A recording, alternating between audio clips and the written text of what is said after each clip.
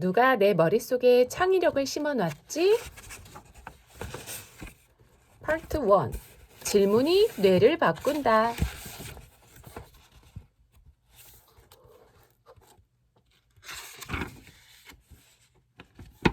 물 위에서 배를 타고 버리는 경기 가운데 카누와 래프팅이 있다. 카누는 잔잔한 호수에서 노를 빨리 저어 정해진 코스를 나아가는 경기이다. 여기서는 주장의 구령에 따라 일사불란하게 힘을 쓰는 것이 중요하다. 이에 반해 래프팅은 계곡에서 급류를 헤치며 노를 젓는 경기이다. 언제 바위가 나타날지, 언제 소용돌이가 펼쳐질지 알 수 없다. 예측 불가능한 상황이 계속되는 가운데 모두가 정신을 바짝 차리고 돌발적으로 나타나는 문제를 해결해 나가야 한다. 1년 후조차 내다볼 수 없는 현대사회는 마치 래프팅을 하고 있는 것과 같다. 바로 다음 달의 세계 경제도 정확히 예측하기 어렵다. 위태로운 세계 금융 시스템은 언제 어떻게 변할지 몰라 불안하다. 내년에는 또 어떤 제2, 제3의 스티브 잡스가 등장해 산업계의 지진을 몰고 올지 알 수 없다. 그야말로 불확실성의 시대이다. 미래는 정해진 바에 따라 발전해가는 것이 아니어서 미리 준비하기 어렵다. 그때그때 상황 변화에 발맞춰 유연하게 대응해야 한다. 따라서 이런 불확실성의 시대에는 정형화된 지식보다 새로운 생각으로 문제를 해결할 수 있는 창의성이 더욱 빛을 발한다. 질문이 만든 노벨상의 신화. 이와 같이 중요한 창의성을 개발하기 위해 우리는 얼마나 많은 노력을 해봤을까? 당신은 얼마나 많은 시간을 투자해봤는가? 대다수 사람들이 창의력은 노력으로 기를 수 있는 것이 아니라고 생각한다. 창의력은 타고나는 것이어서 아무리 공부하고 연습해도 쉽게 늘지 않는다고 생각하는 것이다. 어떤 사람은 창의력을 기르려면 독서를 많이 해야 한다고 말한다. 또 어떤 사람은 여유 시간을 가지고 공상을 자주 하는 것이 중요하다고 말한다. 한 가지 문제에 집중하면 새로운 생각이 떠오른다고 주장하는 사람도 있다. 물론 이런 방법이 창의력 개발에 도움이 될 수 있을 것이다. 하지만 막연한 방법들이다. 마치 축구를 잘하려면 열심히 연습해야 한다라고 말하는 것과 같다. 이처럼 막연한 방법밖에 제시하지 못한다는 것은 우리가 창의력의 속성을 제대로 이해하지 못하고 있다는 뜻이다. 창의력은 기를 수 있는가? 아니면 타고나는 것인가? 이에 대한 답을 찾기 위해 유대인의 사례를 살펴보자. 과학 분야 노벨상 수상자 중 약 20%가 유대인이라고 한다. 지구상에 약 1,700만 명의 유대인이 살고 있으니 유대인 인구는 지구 전체 인구 70억 명의 약 0.24%에 해당한다. 대체 어떻게 전 세계 인구의 0.24%에 불과한 민족이 과학 분야 노벨상의 20%를 차지한 것일까? 혹시 유대인만 특별히 창의성에 관련된 유전자를 타고나는 것은 아닐까? 그러나 이는 생물학적으로 불가능한 일이다. 유대인들은 모계를 통해서 민족의 정체성을 보존한다. 부모 중 어머니가 유대인이면 자신도 유대인이 된다. 아버지가 유대인인지는 따지지 않는다. 그런데 유전자는 무작위로 섞이기 때문에 어머니의 유전자만 계속 보존되어 자식에게 전달될 수는 없다. 따라서 유대인만 창의성에 관한 유전자를 타고났다고는 볼 수 없다. 유대인 친구를 만나서 물어봤다. 그도 정확한 이유를 알 수 없다고 대답했다. 다만 어릴 때부터 가정 내에서 질문을 많이 하고 자기 주장을 명확히 밝히며 토론하는 것이 중요하다는 말을 자주 들었다고 했다. 가정에서 부모와 토론을 많이 했고 학교 선생님도 질문을 많이 할 것을 권했다고 했다. 유대인 교육의 교본인 탈무드에도 그렇게 쓰여 있다. 결국 유대인을 유대인답게 만드는 것은 바로 탈무드 교육, 다시 말해 질문과 토론 위주의 교육이라는 것을 알 수 있다. 질문은 창의성의 시작이다. 습관이란 내 세포들이 좋은 팀워크를 형성하는 것이다. 교육이란 타고난 재능을 발굴해 개발하는 일이다. 타고난 것에만 의지하는 게 아니라 인위적인 노력을 통해 능력을 개발하는 것이다. 창의력도 마찬가지다. 유대인은 탈무드에 쓰인 대로 많은 질문을 하고 자주 토론하면서 창의력을 기른다. 질문하고 토론하는 일을 반복하면 그것이 습관이 되어 저절로 많은 질문을 하게 되고 그러다 보면 창의성이 향상된다. 이처럼 반복적인 노력을 통해 습관을 만들 수 있다는 사실은 뇌과학 이론으로도 충분히 설명 가능하다. 인간의 생각과 기억은 뇌세포의 네트워크에 의해 만들어진다. 뇌세포의 시냅스가 뇌세포 사이를 연결해 회로를 만든다. 노력을 통해 어떤 일을 반복하면 뇌세포 회로가 만들어지고 따라서 이후엔 거의 자동으로 그 생각이나 행동을 하게 된다. 외국어를 익히는 것도 뇌세포 회로를 만드는 것이고 악기를 연주하는 것도 뇌세포 회로를 만드는 일이다.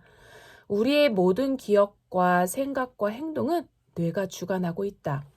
뇌 속에는 약 1000억 개의 뇌세포가 있다. 뇌세포는 혼자서는 일을 제대로 할 수 없다.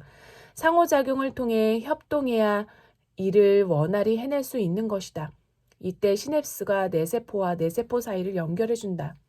이것은 전자회로에서 수많은 전자소자가 독자적으로 일하지 않고 서로 연결된 전자소자들이 회로를 이루어 정해진 일을 수행하는 것과 마찬가지다. 이와 마찬가지로 뇌 속에서도 뇌세포들 사이에 회로가 만들어져야 제대로 일을 할 수 있다. 전자회로는 무생물체이기 때문에 한번 회로가 만들어지면 변하지 않는다. 그러나 뇌세포는 생물체이기 때문에 회로가 변할 수 있다. 뇌세포를 자주 협동하게 만들면 그들 사이에 강한 연결이 형성되어 팀워크가 탄탄해진다. 회사에서 직원들이 자주 협동하면 팀워크가 좋아지는 것과 같다. 이처럼 뇌세포들이 좋은 팀워크를 형성해 어떤 일, 기억, 판단, 행동을 쉽게 반복하게 되는 것을 습관이라 부른다. 그렇다면 사람은 어떤 경우에 반복을 하게 되는가? 인간의 행동을 유인하는 가장 강력한 요소는 바로 쾌락이다.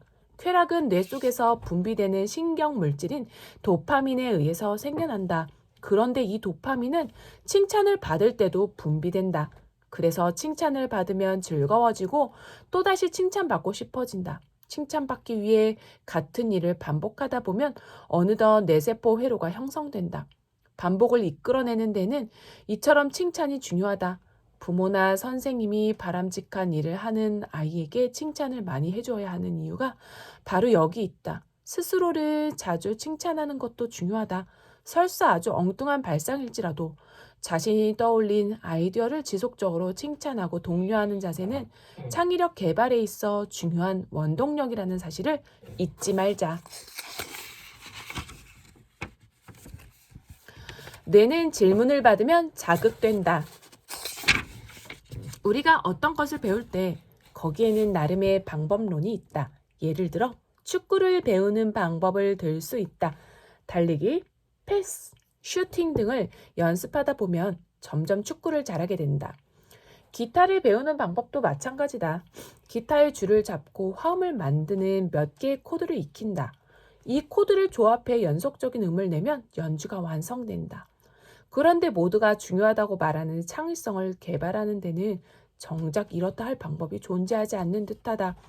축구를 잘할 수 있는 방법, 기타를 잘 칠 수 있는 방법을 묻는데 구체적인 방법은 가르쳐주지 않고 무조건 연습을 많이 하라는 말만 해댄다면 듣는 사람이 얼마나 답답하겠는가.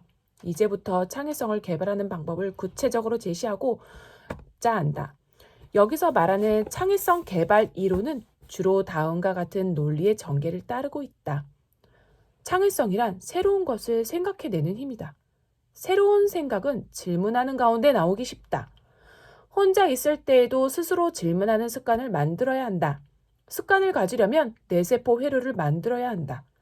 뇌세포 회로는 반복을 통해 만들어진다. 이때 필요한 것은 칭찬이다. 시간, 공간, 분야를 바꿔 질문해 본다. 오래전부터 나에겐 수년 후를 생각하는 습관이 있었다. 5년 후 세상은 어떻게 될까? 10년 후, 20년 후에는 어떻게 변할까?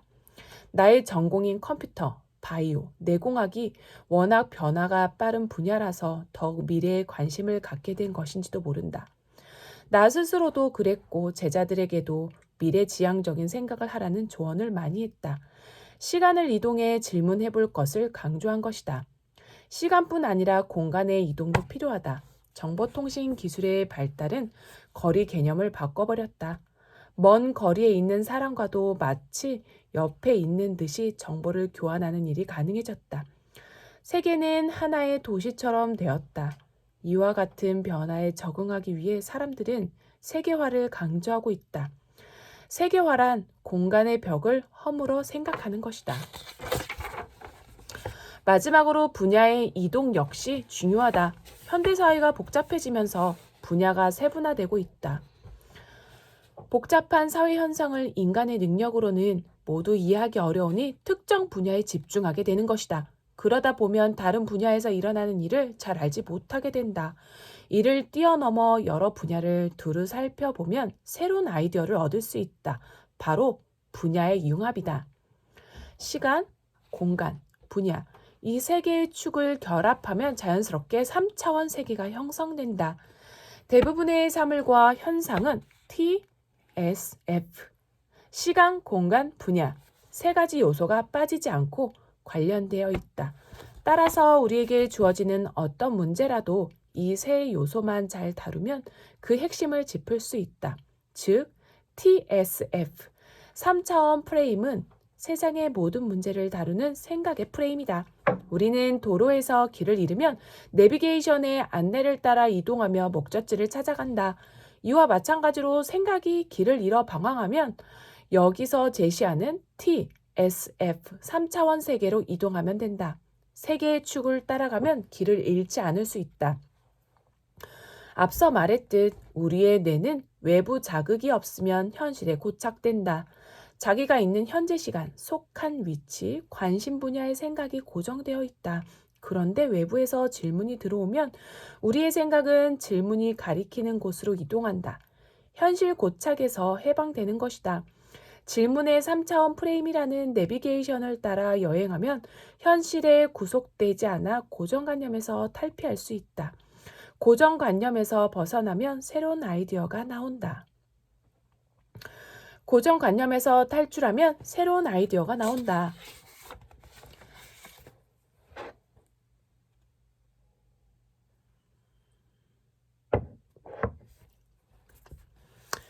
질문을 습관화하는 창의력 왼손 법칙.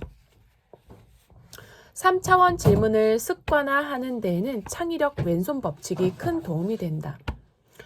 왼손을 들고 손가락 3개를 서로 직각이 되도록 편다. 가운데 손가락은 시간축, 집게 손가락은 공간축. 이렇게요? 그리고 엄지손가락은 분야축으로 생각한다. 그러면 3차원이 만들어진다. 새로운 문제를 만나면 손가락을 펴고 각 손가락이 가리키는 요소를 따라서 3차원의 질문을 던져보자. 우리는 20년 뒤를 내다볼 수 있을까? 물론 어려운 일이다. 많은 사람들이 미래 예측 보고서를 내지만 적중하는 경우는 드물다. 그럼에도 불구하고 우리는 끊임없이 미래를 내다보려고 노력한다. 다가올 세상을 상상하면서 계획을 세운다. 이때 가장 중요한 것은 우리가 꿈꾸는 미래는 현재와 다르다는 사실이다. 따라서 20년 뒤에 자신이 성공해 있길 바라는 학생은 20년 후의 세상을 목표로 준비해야 한다. 현재 세상을 보며 미래를 준비해선 안 된다.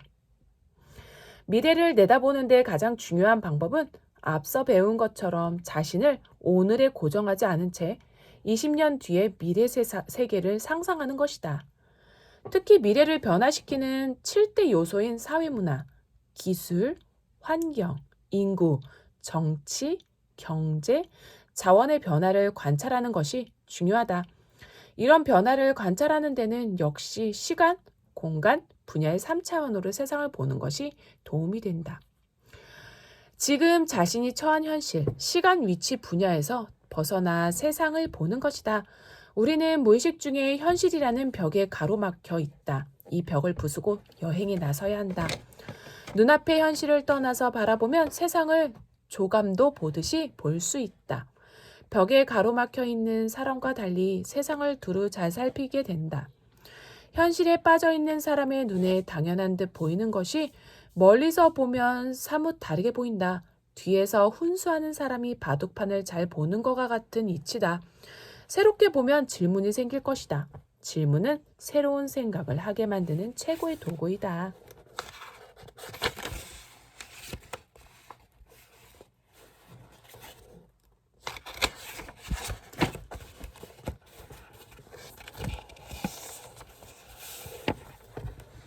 파트 2. 시간여행.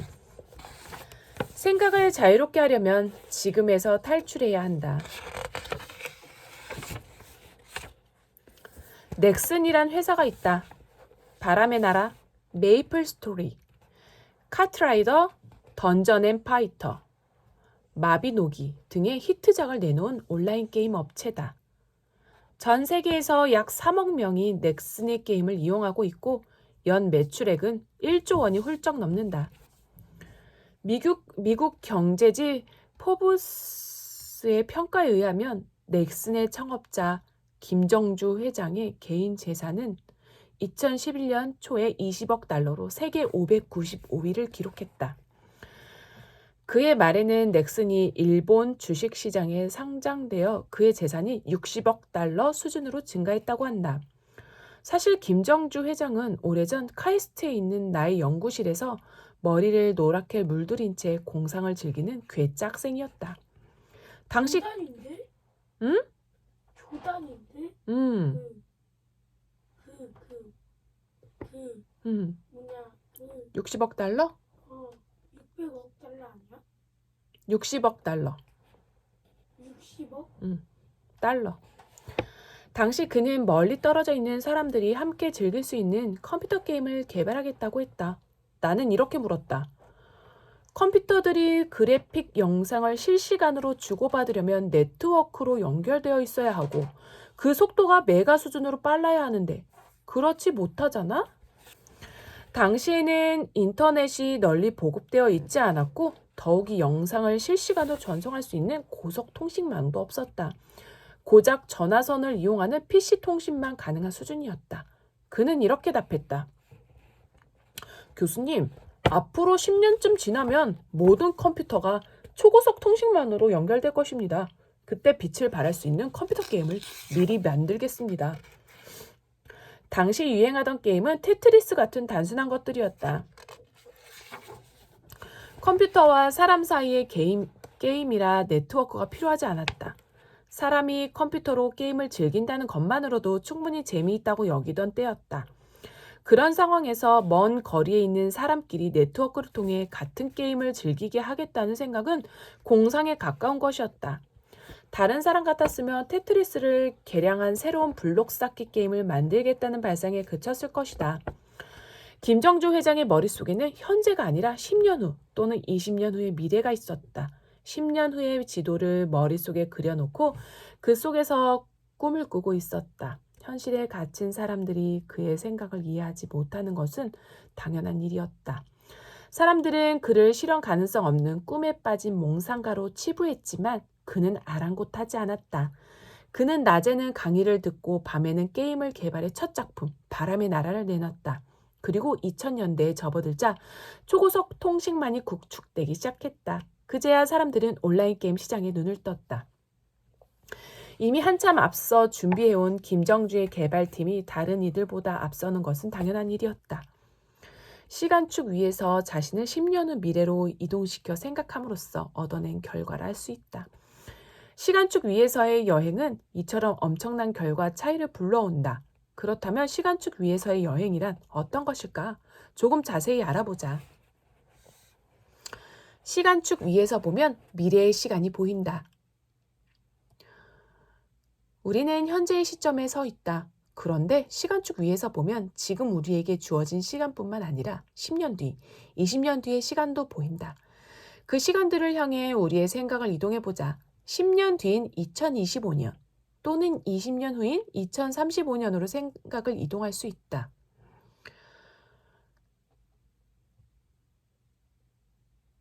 방향을 바꾸어 10년 전인 2005년으로 이동할 수 있다.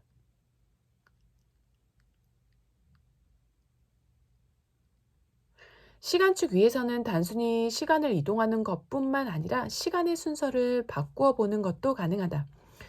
축을 따라 시간 여행을 하면서 시점의 변화에 따라 주어진 문제가 어떻게 변할지 스스로에게 질문을 해보자. 이는 거의 모든 문제에 적용할 수 있다. 일회용 컵을 떠올려보자. 일회용 컵을 편리하고 값싸고 보기 좋게 다시 만들고 싶다. 어떻게 해야 할까? 엄마 저거 빛 좀 줄여줘. 조금 전에 배운 대로 시간을 이동해 가면서 생각해 보자. 생각을 자유롭게 해주려면 지금의 시간에서 탈출해야 한다. 30년 후에도 우리는 지금과 같은 종이컵을 이용하고 있을까?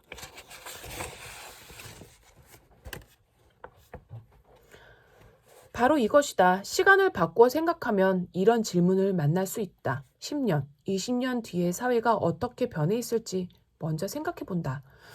그렇게 바뀐 사회에서는 어떤 일회용 컵을 쓰고 있을지 생각해 보면 새로운 아이디어가 떠오를 것이다. 분해되어 소멸되는 플라스틱 컵? 접어서 가지고 다닐 수 있는 컵? 음료를 다 마신 후 먹어서 없앨 수 있는 컵? 재사용이 가능한 위생적인 컵? 다른 것도 생각해 볼 수 있다. 자동차 마케팅 전략을 고민하고 있다고 가정하고 그와 관련된 미래의 변화상을 떠올려 보자. 20년 후 사람들의 생활 패턴은 현재와 어떻게 다를까? 자동차 이용 습관은 어떻게 변해 있을까? 자동차는 지금처럼 단순히 이동 수단으로만 쓰이고 있을까? 사람들이 자동차 안에서 지내는 시간은 어느 정도일까? 지금처럼 핸들을 잡고 운전을 하고 있을까? 사람들은 차 안에서 운전 외에 어떤 일을 하고 있을까? 20년 후 상품 홍보 매체는 어떻게 변해 있을까? 자동차를 살 때 결제 수단으로는 무엇이 쓰일까? 이렇듯 시간 여행을 통해 우리는 생각을 확장할 수 있다. 지금 일하는 테두리에서 벗어나는 것만으로 지금까지 떠올리지 못했던 아이디어를 내놓는 게 가능해지는 것이다.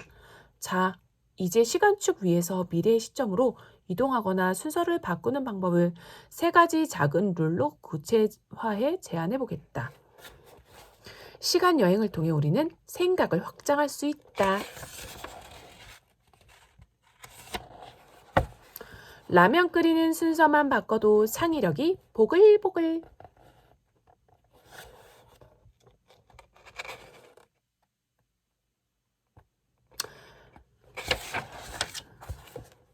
시간 여행의 첫 번째는 T1 순서 바꾸기다. 우리는 어떤 일을 바라볼 때 시간의 흐름에 맞게 과거에서 미래로 또는 앞에서 뒤로 생각한다. 그런데 이 순서 바꾸기에 따라 주어진 문제에 대해 순서를 바꾸어질 질문을 던져볼 수 있다. 시간축 위에서 시간 순서를 바꿔보는 것이다. 다음과 같이 여러 각도에서 질문을 던져볼 수 있다. 시간 흐름을 뒤집어 보면 어떨까? 시간 흐름을 규칙적 또는 불규칙적으로 해보면 어떨까? 시간 흐름을 연속적 또는 불연속적으로 해보면 어떨까? 나중에 할 일을 앞당겨 미리 해보면 어떨까? 순서를 재정렬하면 어떻게 될까? 특정 순서를 생략하면 어떻게 될까? 이처럼 여러 각도에서 질문을 던지면 여러 가지 생각이 돌출된다. 새로운 생각의 법칙 1. 순서 바꾸기. 사례들을 통해 조금 더 자세하게 설명하겠다. 요즘에 나오는 세탁기는 세탁물의 오염도에 따라 세탁 방식을 다양하게 조절할 수 있다. 버튼을 간단히 조작해 세탁, 헹굼, 탈수의 순서와 횟수를 조정하면 된다. 이는 세탁 작업의 순서를 재조정하는 순서 바꾸기 룰을 적용한 예다. 순서 바꾸기를 통해 세탁 순서와 횟수를 바꾸면 새로운 세탁 결과가 나온다는 것을 알게 되었고, 이를 적용해 새로운 제품을 개발해낸 것이다. 당신은 이 라면을 어떤 순서로 끓일 것인가? 여러분은 라면을 어떤 식으로 끓이는가? 대다수는 물을 먼저 끓인 뒤 면과 수프를 집어넣고 면이 거의 다 익으면 채소와 계란 등을 넣는다. 그런데 라면을 꼭 이 순서로 끓여야 하는지 질문해 볼 수 있다. 수프를 미리 넣고 물을 끓이다가 면을 넣어도 된다. 조리 순서를 바꿈으로써 라면의 맛을 달리할 수 있다. 이렇게 끓인 라면이 좋은 맛을 낸다면 이를 활용해 새로운 부가가치를 낼 수도 있다. 이 역시 순서 바꾸기 룰을 적용해 질문해 본 또 다른 예이다. 국수를 만드는 과정도 들여보자. 국수 요리에도 일반적인 순서가 있다. 먼저 면을 삶은 뒤 물을 버리고 면을 건져 다른 그릇에 보관한다. 그리고 국물을 만들거나 첨가할 소스를 만든다. 국물이나 소스를 다 만든 다음 면과 합해 요리를 완성한다. 여기서도 우리는 질문을 던져볼 수 있다. 왜 면 삶는 일과 국물 만드는 일이 별도로 이루어지는가? 면 삶는 일과 소스 만드는 일의 순서를 바꿔볼 수도 있지 않은가? 국수도 라면처럼 국물에 면을 넣어 한 번에 끓여 먹는 방법을 적용해 볼 수 있지 않을까? 다음은 초밥이다. 초밥에는 간장과 고추냉이가 따라 나온다. 이를 활용해 초밥 먹는 절차를 달리할 수 있다. 우선 고추냉이를 푼 간장에 초밥을 찍어 먹는 방법이 있다. 또 초밥을 맨 간장에 찍고 고추냉이를 올려서 먹는 방법도 있다. 이렇게 달리해본 방법이 맛의 차이를 만든다. 간장과 고추냉이의 활용 순서가 만들어낸 차이다. 이 역시 순서 바꾸기 룰을 적용한 예라고 볼 수 있다. 옆에 그림은 생명체 속 유전자의 본체인 DNA의 이중 나선 구조다. 4개의 염기인 ATGC가 연결된 구조를 보여주는 것으로 염기들은 순서대로 배열되어 있다. 모든 생명체의 현상은 이 순서에 의해서 결정된다. 순서가 달라진 채 태어나면 다른 형질을 보인다. 그런데 부모로부터 유전자를 받을 때 이 순서가 바뀌기도 한다. 유전자가 복제될 때 크로스오버, 순서가 뒤바뀌는 일이 발생하기도 한다. 또한 돌연변이에 의해서 일부 유전자가 없어지거나 전혀 새로운 유전자가 끼어들기도 한다. 이처럼 유전자의 순서가 바뀜으로써 새로운 형질이 나타나는 현상도 순서 바꾸기 룰에 의한 변화라 볼 수 있다. 유전자 변형식품, 즉 GMO, 옥수수의 경우도 생각해 볼 수 있다. 현재 우리가 먹고 있는 옥수수 중 상당량은 유전자 변형을 통해 생산된 것이다. 생산성 높고 질병에 강한 인공적으로 만든 옥수수 품종이다. 인류는 식량 문제 해결을 위해 이처럼 생산량을 획기적으로 증대한 GMO 작물을 계속 개발해내고 있다. 이러한 유전자 변형 역시 순서 바꾸기 룰을 적용한 예라고 할 수 있다.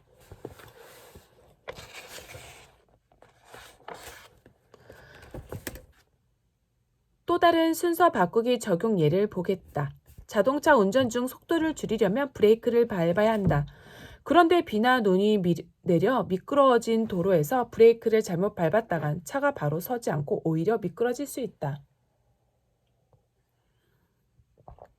이러한 현상을 막고자 ABS 브레이크가 개발되었다. 기존의 브레이크는 돌아가는 바퀴를 계속 붙잡는 방식을 쓴다. 그런데 ABS 브레이크는 바퀴를 연속적으로 잡지 않고 불연속적으로 잡는다. 이로써 자동차가 미끄러지지 않고 제대로 설 수 있게 해준다.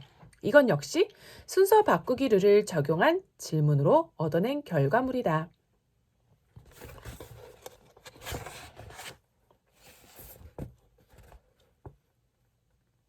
새롭고 낯선 것은 익숙함과 결별할 때 비로소 나타난다. 익숙한 순서를 바꿔보는 것, 그것이 창의력의 시작이다.